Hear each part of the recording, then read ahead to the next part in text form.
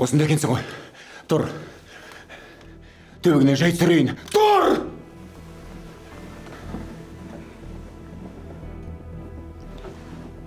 Ей, кім болсаң да шошаңдатпа науыңды. Түсір. Сен кімсің маған бератын?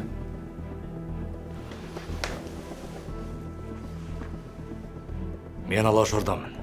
Болсаңға дейін. Ол жерде біз бұйрық бермей мылтық көтерілмейді. Ей, мен өзім беймін. Мұнау, ақын сымақ. Менің әйелімді айна соқтап. Аңқауқатының назарын бұрып, арбап, әкеңнің аузы. Қан түкіресің, қан түкіресің.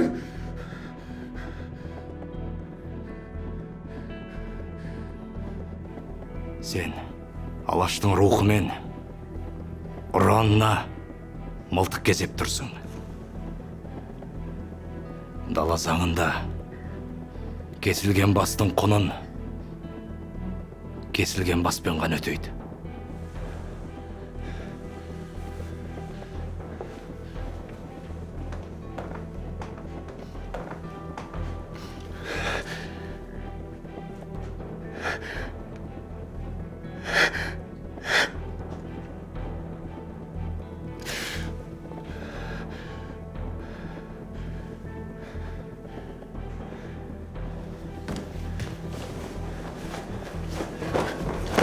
Өңкей жалаң аяқ! Алашордалықтармен қорқытады мені. Көрсетемін сендерге кім мен қорқытқанды.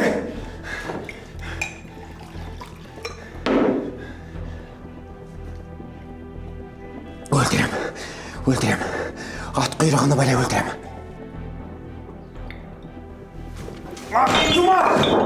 Сүй, жан сәулем, тағы да сүй, тағы да. Жылы тәтті отырады қаныма. Бұл ләззаттың бір минутын бермеймін.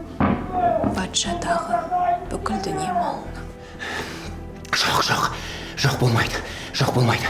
Егер өлтірсем, олар мені аямайды. Не істесем болады? Құшақтатып нәзік талдай беліңнен, сүйгіз сәулем, тәтті балдай тіліңнен. Бой шымырлап, толқысыйды жүрегім. Балқып тірек, барам ерім демнен. Уверен. Сеспей қатырам. Көрсетемін сендерге! Құшақтатып нәзік талдай беліңнен, сүйгіз сәулем, тәтті балдай тіліңнен. Бой шымырлап, толқысыйды жүрегім.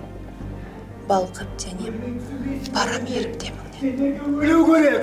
Көрген қорлығымның бәрін алдарына әкел! Шашың қара, денең ақ бұл, жүзің ай. Тісің мерверд, көзің сәулем құралай. Ләззат, рахат, бәрі өзіңде. Сұрамаймын енді, ұжмақ жақсы жей. Ақын болсаң қайтейін, Қайтейін. Ақын деген ол кім? Кім ол? Кім? Ешкім емес! Сүй, жан сәулем, тағы да сүй, тағы да. Жылы тәтті утарады қаныма. Жасағаннан бір-ақ нәрсе тілеймін. Өтпес етін, атпас екен таңы да.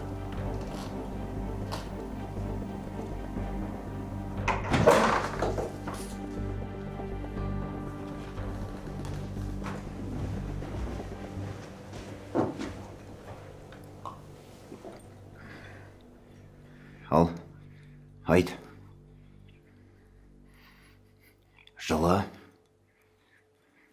Жалын, аяғыма жығыл. Түк болмағандай отырсың ғой. Мен сендерге көрсетем әлі. Жыламаймын.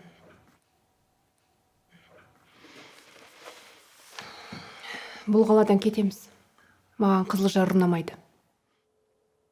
Кеткені қалай?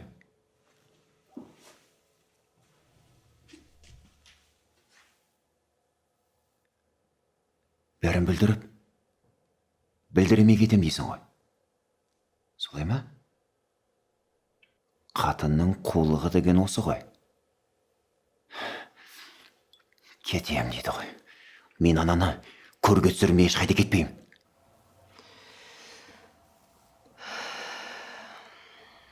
Ойлан.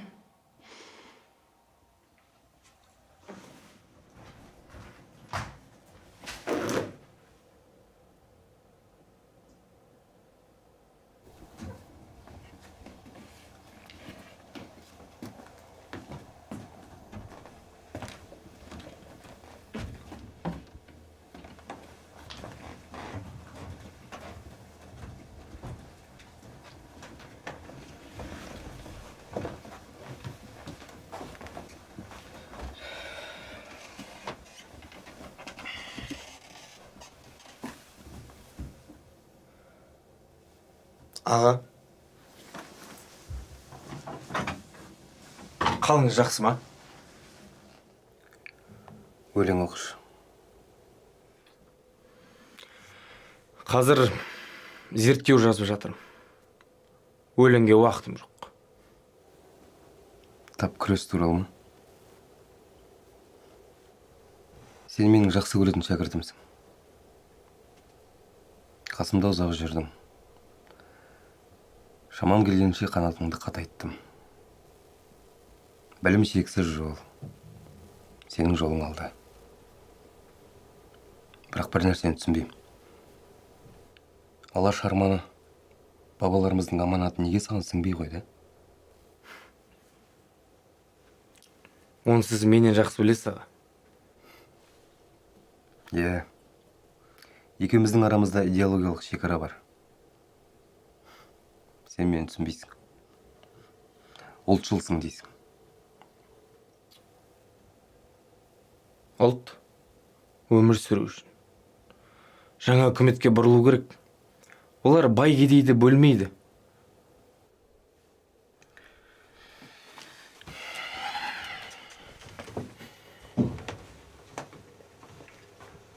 Е, Сәбит, мен ұлтшылмын.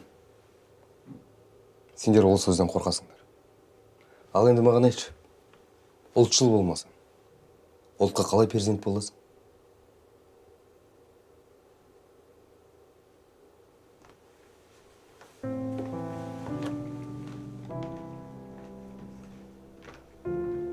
Ол шын айтады. Мен оны білемін ғой. Тек сақтаса, қан төкпей қоймайды. Басқа салғанға көнесің. Біз не істей аламыз? Мағжанды құтқару керек. Оны сақтау керек. Ол өлсе мен қайтемін. Менің жанымның құны Мағжан ғой. Мағжан. Онда қолыққа бас. Бечурин ашулы болғанмен сенің алдында иілмей тұрмас. Әйелсің ғой. Әйелдігіңді көрсет. Жайылып төсек бол. Еркекке еркелемесең тоқтата алмайсың. Райынан қайтар. Өмір сүргім келмейді. Олай деме жаным. Періште әмен десе қайтеміз. Бізге қысыл жардан күлету керек. Әйтпесе ол Мағжанды өлтіреді. Мен сенімен біргемін жаным. Анау Қобдишадағы өлеңді оқыңызшы.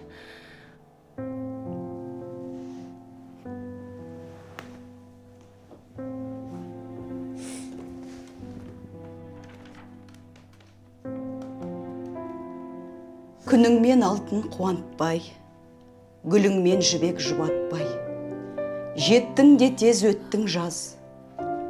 Ағаш шөптер қуарған, айдында құрып су алған.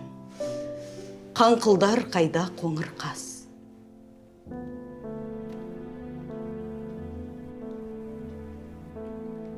Өңмен түстей перизат, көріндің де болдың жат. Жандырдың міне жанымды, қараған көктен хор едің. Көбірек көрсем деп едім, көбірек көрсем деп едім. Көк есігі жабылды.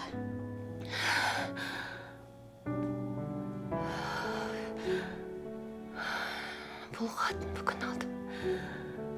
Ол қоштасып жатыр.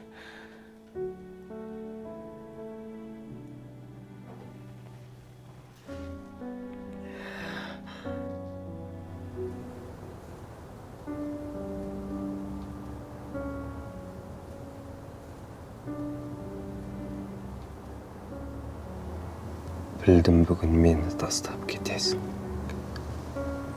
Күміс бұлаққа ақ етілден өтесің. Ота көзім өлтіріп кет қолыңнан. Тірі тастап кетіп мені нетесің.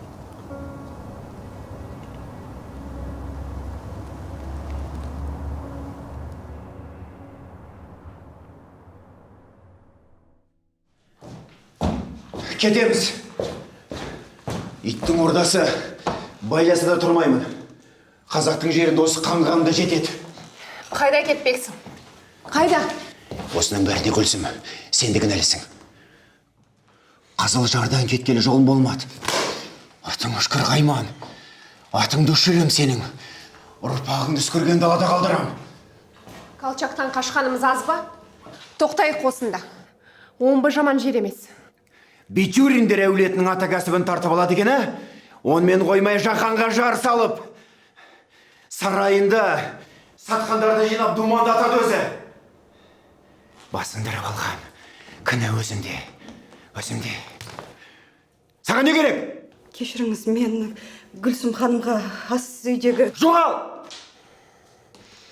Сенің осындай мінезіңнен шаршадым. Өтің жарылмас. Сенің Битюринге қатын болам деп ап, анау ақынға құл бола жаздағаныңа шыдағам.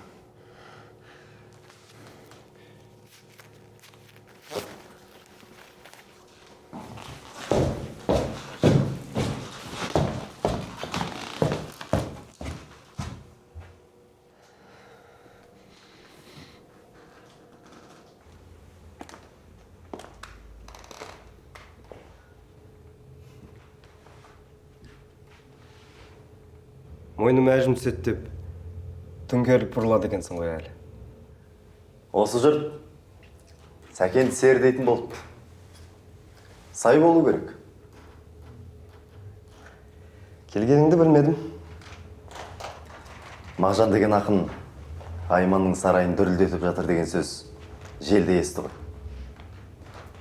Дидарласпағалы көп болды. Жоғалған жылдарды мен де сағынам. Өмір дария, екеуміз мінген қайықта неге екеуі өлді екен? Қайық бөлінгенімен суға кетпедік. Мұңымыз алашқа байлаулы. Алдымен ақын Мағжанды құшақтай.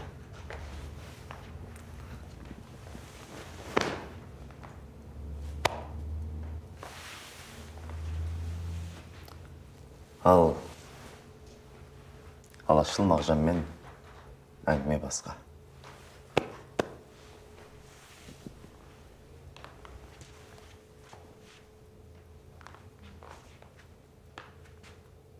Мағжан, Алаш енді жоқ.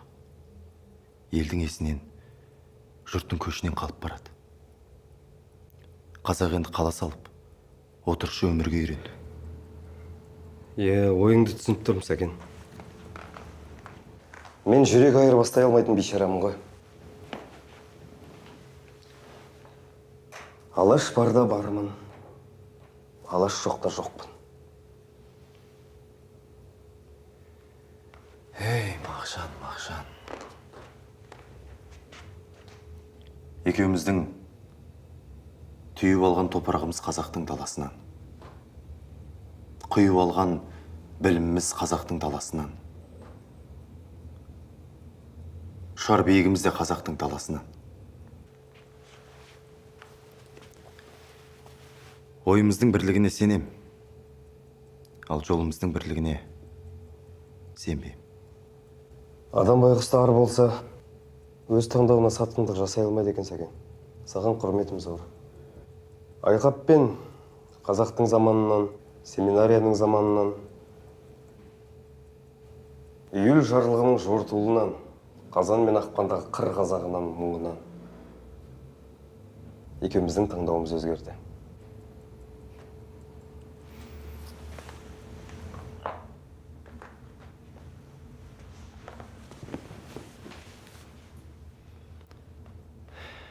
Иә. Кешке не істейсің? Семинариядағыдай Сергелден көтісіп серілік құрмадық па? Жаңа үкімет үкідей тарап, қызмет берген адамсың.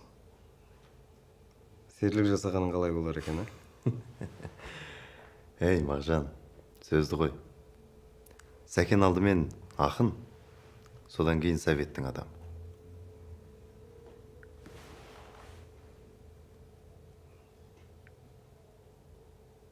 Келістік. Ленин жолдас, социалистік революцияның стратегиялық мақсатын айдан анық ұқтырды. Байдың қолындағының бәрін шаруаның қолына беру бізге жүктелді. Кедейдің күні туды деген осы.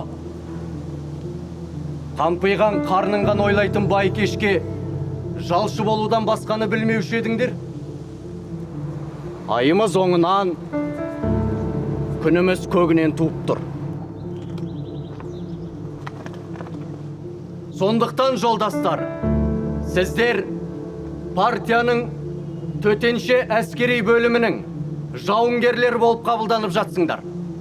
Бай, қолындағысын бере ме? Біз бармыз ғой, береді. Ура қайда? Ура! Ура! Ура!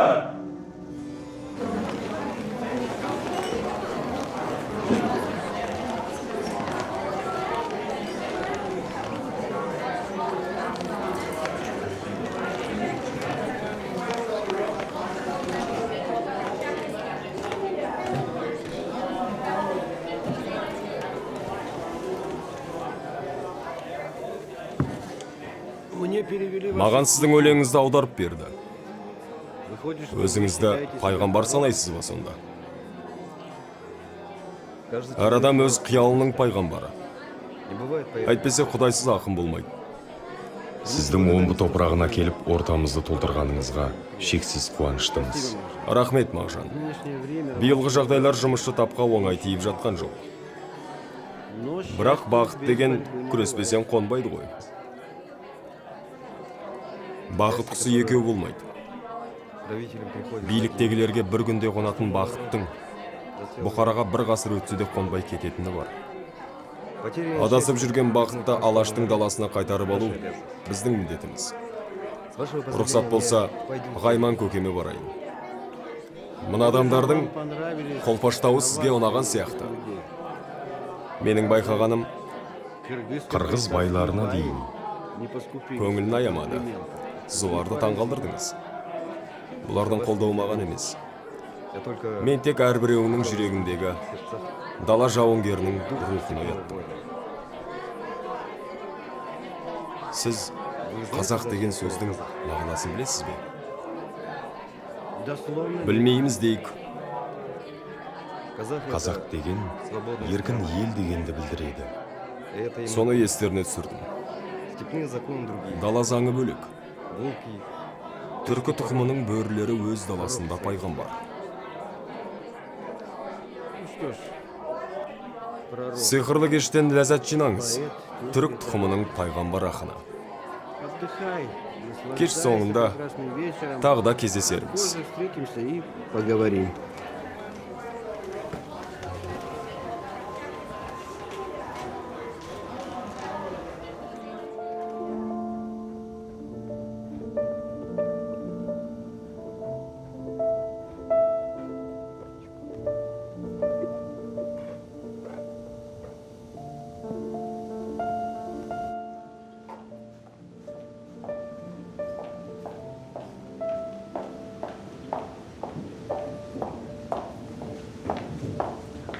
Мен ешқайда да бармайым. Бастыға тұрма. Мәскеуге кетеміз. Қайдағы Мәскеу? Ол жерде ешкіміміз жоқ.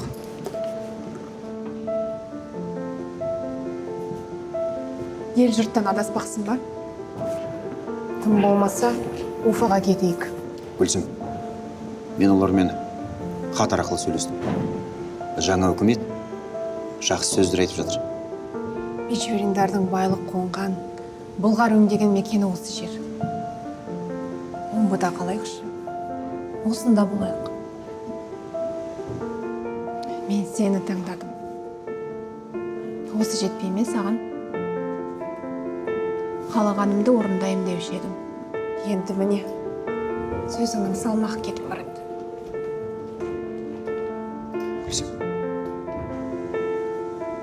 Мен Қайманға шуландым. Осы уақытқа дейін қазақ даласынан Европаға өтетін 4 түліктің терісін өзім өңдеп, өзім сатып жүрдім. Ал қазір бәрін Қайман басып қалды. Мичуриндер жерде қалмайды.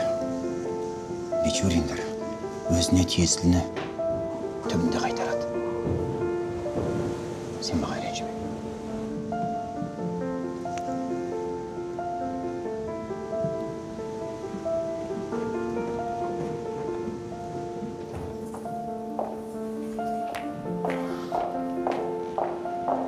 Айттым ғой, Сәкеннің сиқыры ешқашан ұмытылмайды. Сен менің туған күніме 5 жыл бойы кешіктің. Әдейі. Жоқ, әдейі емес. Соңғы рет әлгі түріктің қызы кез болған жоқ па. Сәкенді жолдан біреу ұстап қалмаса, кешігуші ме? Жарайды, сенейік. Бірақ Нығыметтен сұрағам кешігу себебіңді. Ой, Нығыметің не білуші еді? Ол кездері Сәкенге ешқайсың тең келмейтін едіңдер.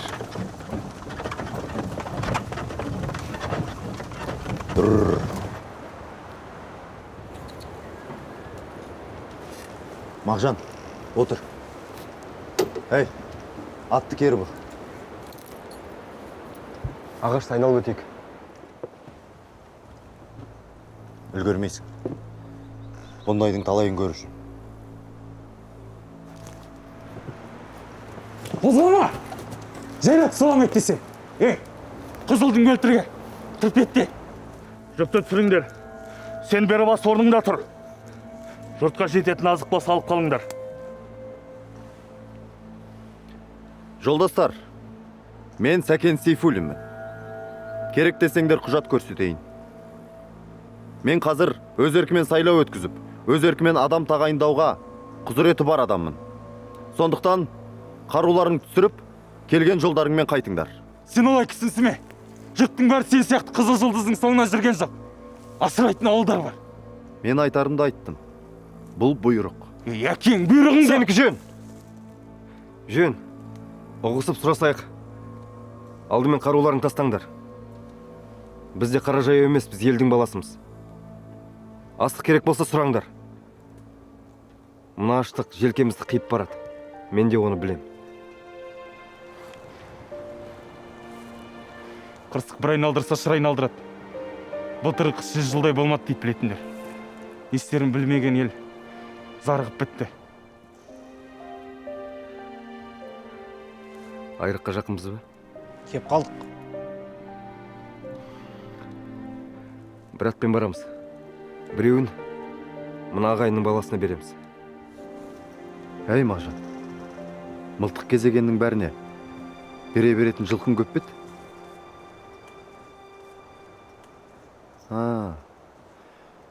Ұмытып барады екем, кімнің баласы екеніңді.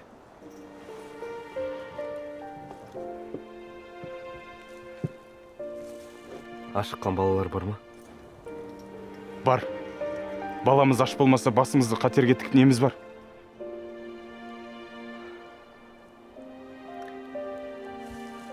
Ана атты шешіп алып жетектеп кетіңдер.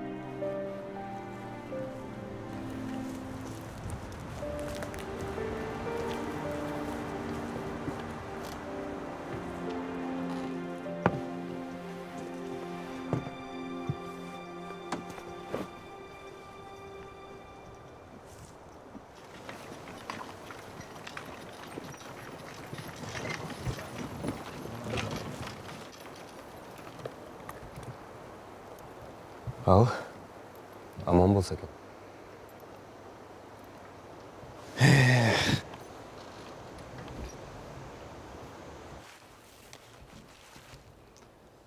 Дегенмен ойламақжан. Қазақ азаматы, әсіресе екеуміздей елдің жүгін арқалағандар бірікпесе, тістегеннің аузында кетеміз ғой. Біргейік, Сәкен. Алаш туының астында біргейік. Бізге кім кедергі?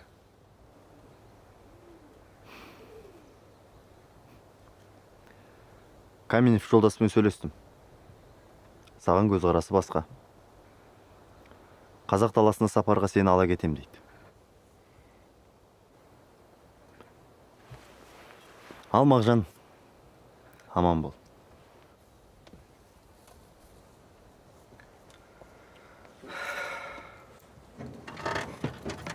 Сектор, адем, бас. Bir, iki, üç.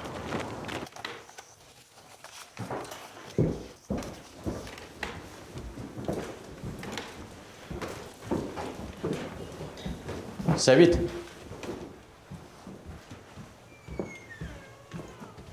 Ауылдарды аралауға бүгін шық. Ерте емес пе? Ерте түгі жоқ. Ерте өткенсі ертеңге қалмайды. Жарайды. Сосын сен туралы естідім. Естігенім ұнамады. Ана Алаш Орданың ұраншылдарының қасында көп жүріпсің. Мағжан мен Сәкенді көкеңдей көреді екенсің. Сәкен Алаш Орданы қолдамайды. Қазір халық комиссарларының бірі. Ал Мағжан қиянат жоқ адам. Қазақты сүйгені қылмыс па? Мен де сүйем қазақ. Бұлқын ба сен? Неменен өзіліп барасың? А? Кедейдің күні туды деп байдың бәрін басын алған дұрыс емес. Ақылы болсақ, өзімізге пайдалансақ керек. Не оттап тұрсың сен? Сен жүргізген билікті Сәбит жүргізбейді деп ойлайсың ба? Сенікі уақытша, менікі мәңгілік. Осыны түсін, жолдас сымақ.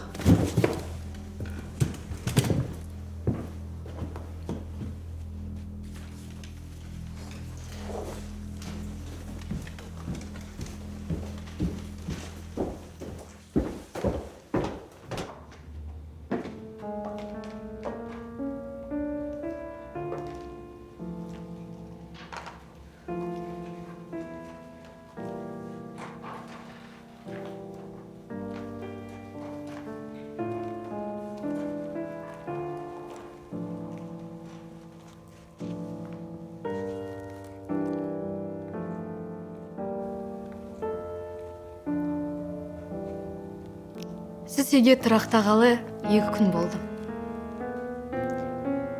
Үнемі жол барысқа қарайсыз да отырасыз. Сіз білесіз бе? Алаштың қилы заманын қисынға келтіре алмай жүргендердің басында 3-еу тұр. Алихан деген Алаштың ұлы перзенті бар. Мен оны арыстанға теңеймін. Ақырсы айналасындағылар тығылатын ін таппай қалады. Міржақып ұстазым бүркітпа деймін. Ол қанатын жайғанда көкті жаулап болатын көкті біт сияқты. Ахмет көкем гепард болу керек. Гепард? Ағам бізде ер басып жылжымайды. Көздегеніне секіріп барып түседі. Тырнағын әлген тырп еткізбес. Қызық екен. Ал Сәкенім сұңқыр, Сәбитім сауысқан ба деймін. Сақтығына қайран қылам. Екеуінде де қанат бар. Бірақ қайда ұшарын білмей жүр.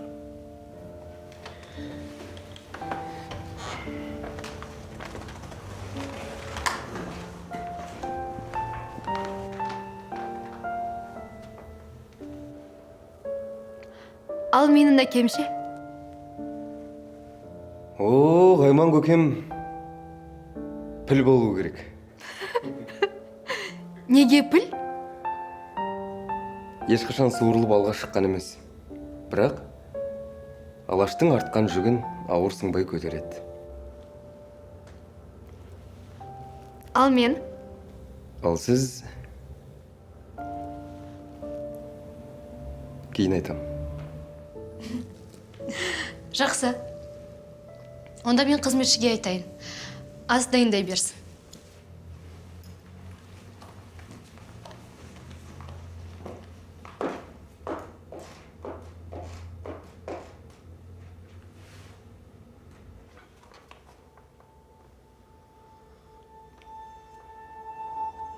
Ата!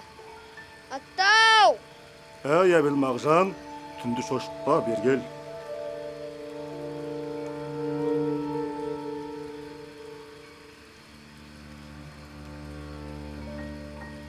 Атпа. Қалт кетпейм, қажаға.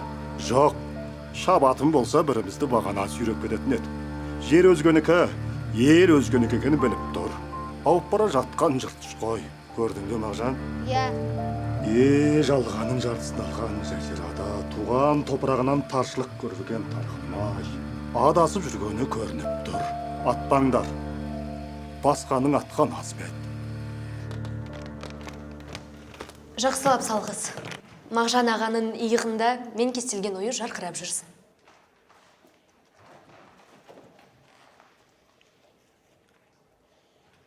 Ұнамай қалды ма Мағжан аға? Менің тартуым.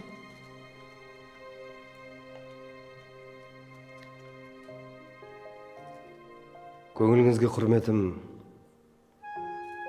әкеңізге деген адалдығымдай. Сіздің сұлулығыңыз жайлы бұрында көп естігем. Бірақ жүрісі бұзылған өмірдің үзеңгісіне менімен бірге аяқ тіреп отыра алмайсыз. Періштедей Юлиан. Осыны түсініңіз. Менің жүрегім бір күні өмірдің, бір күні өлімнің алдында билеп жүр. Сіз Мәскеудің де, Петербургтың да жігіттеріне ұқсамайсыз. Енді кімге ұқсайды екен? Сіз менің әкеме ұқсайсыз. Қайман көкем екеуміз қаланың емес, даланың қазағымыз.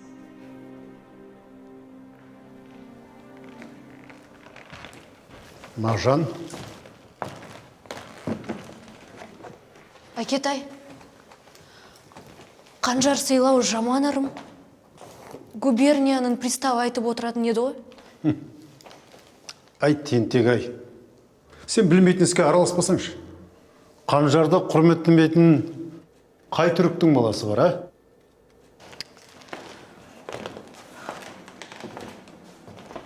Мағжан, сен байқамасаң, мен байқадым. Кешегі жырың ұран. Мына жетімсіреген даланың басын біріктіретін ұран. Тіпті анау Чудновскийдің мұртына дейін едірейіп кетті ғой. Түркі баласы түбін ұмытпасын деп оқыдым, көке. Дұрыс, Мағжан, дұрыс. Ошан имам отыратын жер таппады. Құдайды танимыз деп, қазақтың түбін ұмытса, не істей аласың? Есіңде болсын, Мағжан. Тарихты жасайтын молланың сөзі емес, даланың үні. Біз жасаймыз.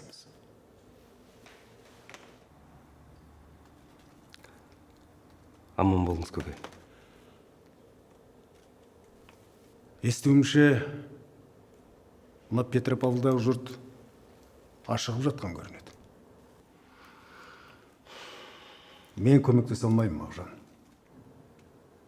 Өзімнің де оңып тұрғаным шамалы.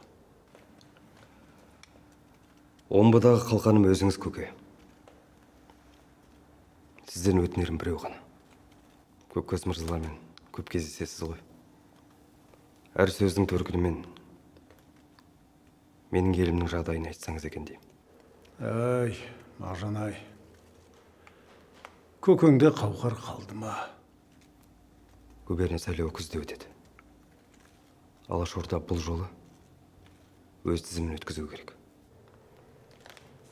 Омбыға осы мақсатпен келгеніңді білем.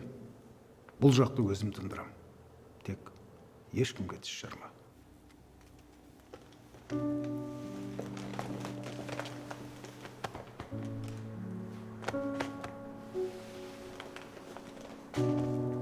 Жолың болсын.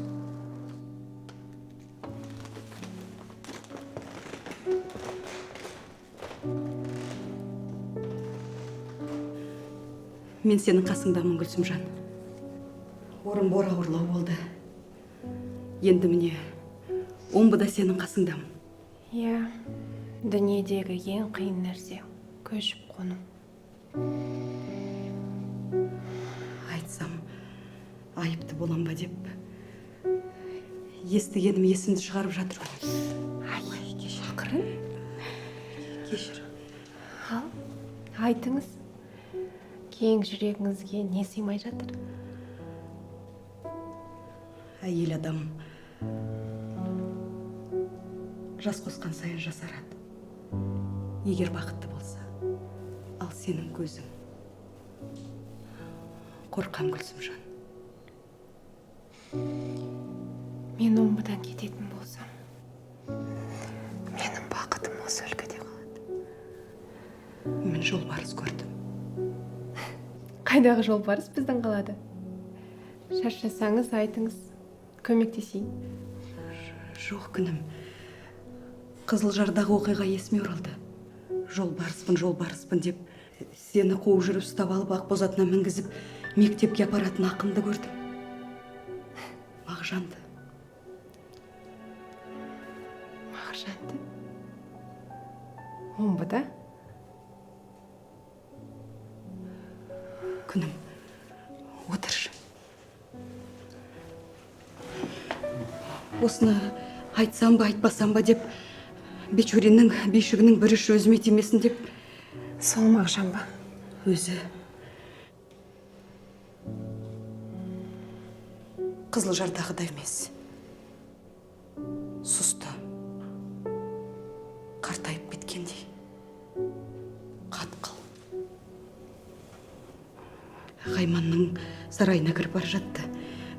Базардан бал алып жүріп байқадым.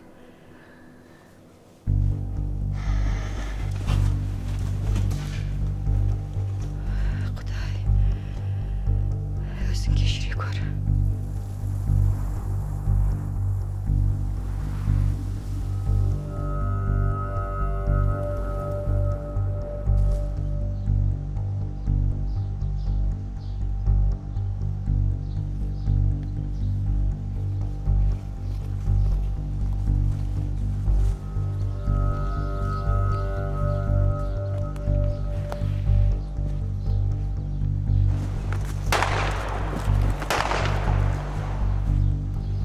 Тыңдаңдар! Байдың заманы өтті. Бандының да заманы өтті. Банды болғанша батыр болыңдар. 77 әкеңнің аузына болдым. Кел бері. Менің атым Сәбит. Коммунистік төтенше әскери бөлімінің жауынгерімін. Болсаң қайтайын. Тортаңды айырып берейін. Кел, мықты болсаң. Бұл ауызбен бітетін іс болса, қапы қалмас едік бізде. Қазір үйге жақындаймын. Кірмеймін. Қаруымды тастап барам. Сөзіме құлақ салыңдар.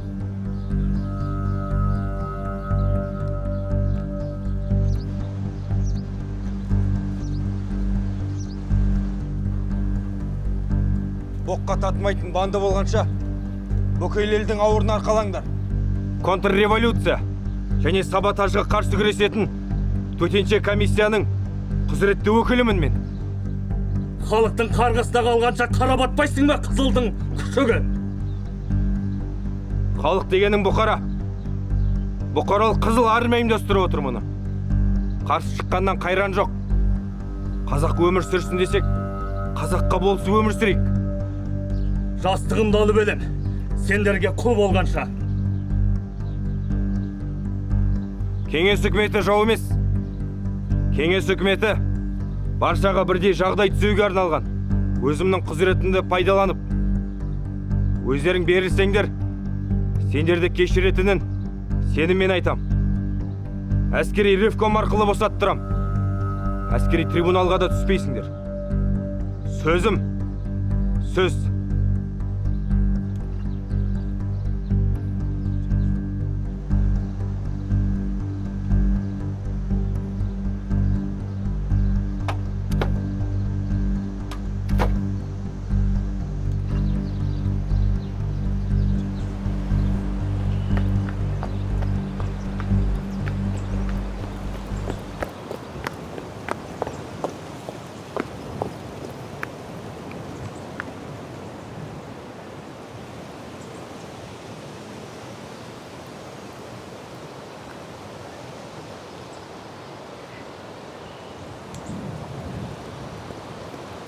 Кімді іздедіңіз? Кешірімді болыңыз, рұқсатсыз келдім. Мағжанды. Ол жоқ, кетті. Кешіріңіз. Қайда? Асықпасаңыз отырыңыз.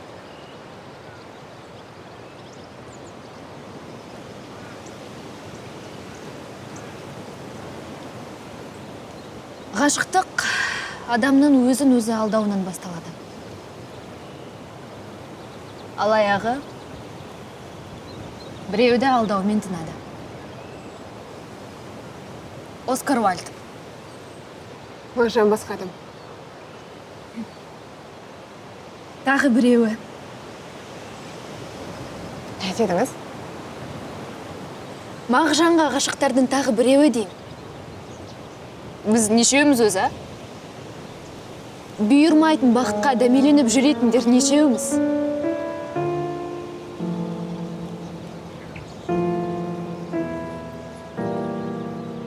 Мен кетейін. Жоқ, отырыңыз. Мен сізге біздің оқиғамызды айтамын. Мен оны алғаш рет Петербордан бірінші оқу сынағын тапсырып келгенде көрдім. Шашы бұйра, көзі өткір. Көзіне қарай алмадым. Тік қарасан жүрегінді тілеп кетеді. Ғашық болдым. Ол өлең оқығанда құшақтап алғым келеді. Мен Қаншалықты сүйгенімді айту махаббат емес.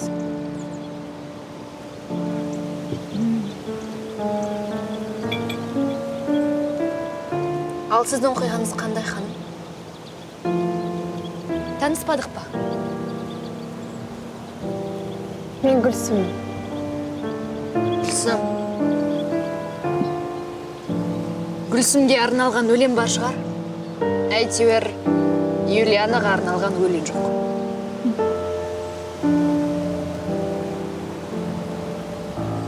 Жұмақтағы жібек желден, мәңгі жанап тұрған гүлден жаратылған әйелсің. Тұрмыс деген бір тұзаққа, азға емес, тым ұзаққа. Кез болыпты, ішіпті.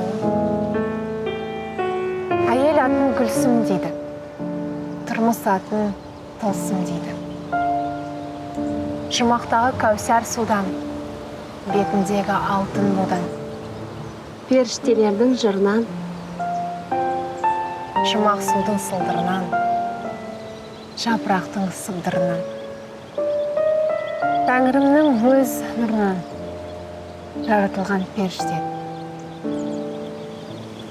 Періште. Бұл өлең маған арналған. Адам 1000 рет ғашық болуы мүмкін, Юлияна. Тек бір рет қана сүйе алады. Мағжан солай айтатын.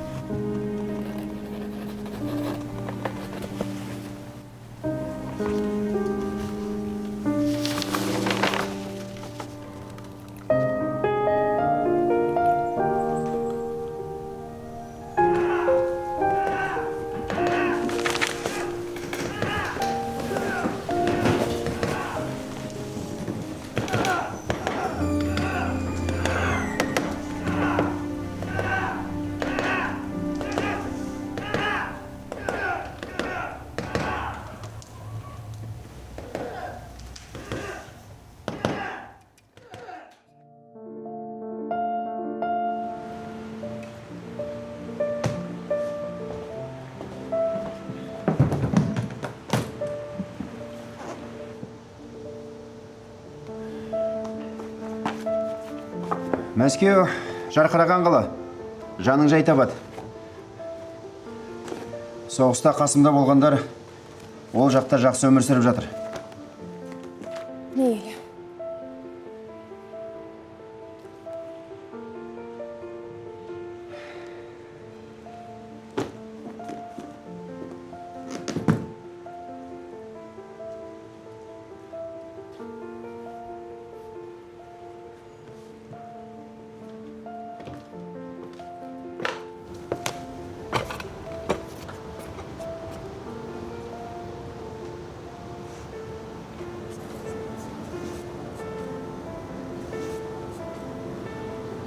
Менікі қателік болды.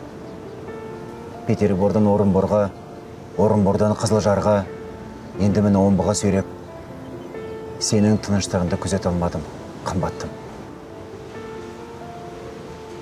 Бірақ бұдан кейін жайқалған жасыл бақта жүргізем. Қымбатта жарқыраған қаладан ерегіңді аласың. Қарсылық көрсетпеймін.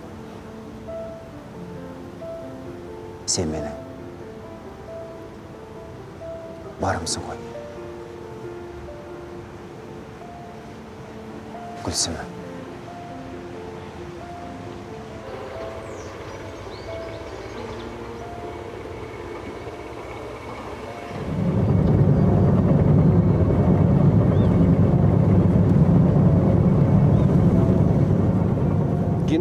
Геннадий, осы жерге тоқта.